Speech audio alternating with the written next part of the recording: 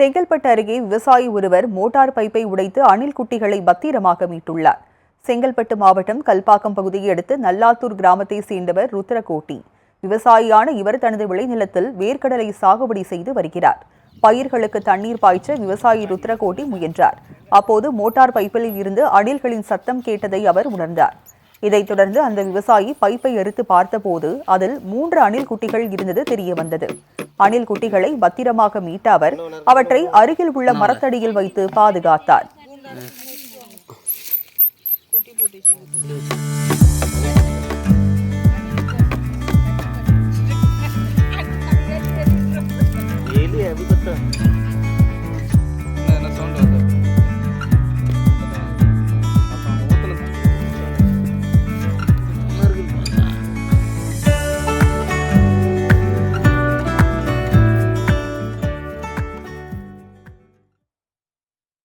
திருத்தணி அருகே பட்டப்பகலில் நடக்கும் மணல் கொள்ளையை போலீசார் மற்றும் வருவாய்த்துறை அதிகாரிகள் வேடிக்கை பார்ப்பதாக புகார் எழுந்துள்ளது.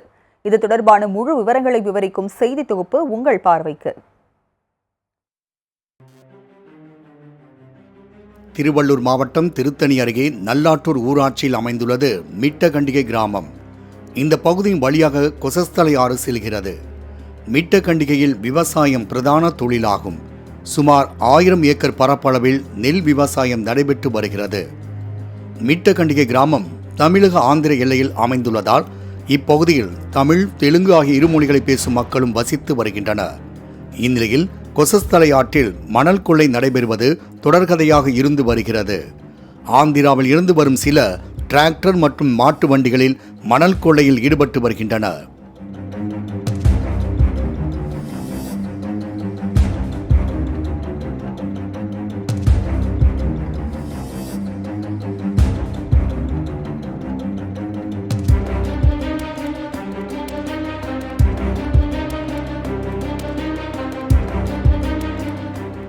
கொசஸ்தலை ஆற்றில் இருந்து மணலை திருடும் நபர்கள் மீண்டும் ஆந்திராவிற்கு சென்று விடுகின்றனர். சட்ட விரோதமாக திருடப்படும் இந்த மணல் ஆந்திராவில் கட்டிடப் பணிகளுக்கு பயன்படுத்தப்படுகிறது. நாளுக்கு நாள் அதிகரித்து வரும் மணல் கொள்ளையால் கொசஸ்தலை ஆற்றின் நீர்ப்படுகை இருந்த இடமே தெரியாமல் மறைந்து வருகிறது. மணல் கொள்ளையால் மிட்டகண்டிகை கிராமத்தில் நிலத்தடி நீர் பாதிக்கப்படுவது மட்டுமின்றி விவசாயத்திற்கும் குடிநீருக்கும் கூட தண்ணீர் கிடைக்காத சூழல் ஏற்பட்டுள்ளது. மணல் கொள்ளை குறித்து புகார் அளித்தாலும் போலீசாரும் வருவாய்த்துறை அதிகாரிகளும் எந்த நடவடிக்கையும் எடுப்பதில்லை என குற்றம் சாட்டுகின்றனர் உள்ளூர்வாசிகள். அந்த ஆற்றுல மணல் ஆந்திராக்கார் வாரின்னு போயிடுறாங்க. அது கேட்கறதுக்கு வருவாய்த்துறையும் போலீஸ் ஸ்டேஷன்லையும் யாரும் நடவடிக்கை எடுக்கிறது இல்லை சார். எங்களுக்கு விவசாயம் பாதிக்குது. தண்ணி உள்ளே போயிட்டுனுங்குது. தண்ணி குடிக்கிறதுக்கு கூட தண்ணி இல்லை. இதே குளத்தலை ஆற்றுல 5 பஞ்சாயத்துக்கு தண்ணி போகுது. அந்த தண்ணி கூட கிடைக்கிறது கூட கஷ்டமாகி போகுது எங்களுக்கு. கொசஸ்தலை ஆற்றை பாதுகாக்க ஆந்திர மணல் கொள்ளையர்கள் மீது கடும் நடவடிக்கை எடுக்குமாறு தமிழ்நாடு அரசுக்கு மிட்டகண்டிகை கிராம மக்கள் கோரிக்கை விடுத்துள்ளனர். மாட்டு வண்டிகள் 100 மாட்டு வண்டிகளும் டிராக்டர் ஒரு 500 முதல் 600 மாட்டு வண்டிகளும் டிராக்டர்களும் மணல் அள்ளுகின்றனர்.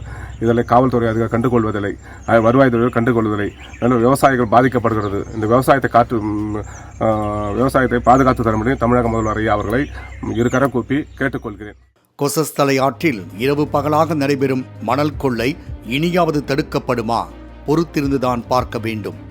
மாலை முரசு செய்திகளுக்காக திருத்தணியில் இருந்து செய்தியாளர் வினோத்குமாருடன் சந்துரு.